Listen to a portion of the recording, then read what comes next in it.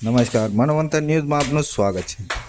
ઘોગંબા તાલુકાના ઉંડવા ગામે પ્રાથમિક શાળામાં બાળકોને ઝેરી જાનવરથી ખતરો।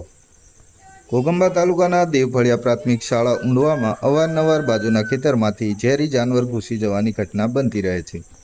તેના માટે આજુબાજુ કમ્પાઉન્ડ વોલની રજૂઆત ફળિયાના લોકો અને એસએમસી સભ્યો દ્વારા સરપંચને વારંવાર મૌખિક રજૂઆત કરે છે।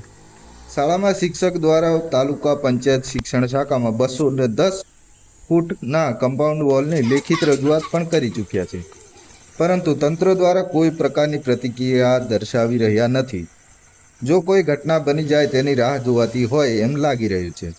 જો કોઈ ઘટના બની જાય તો તેનો જવાબદાર કોણ, એવા સવાલો પેદા થાય છે। નરેશ રાઠવા, મનવંતર ન્યૂઝ, ઘોગંબા।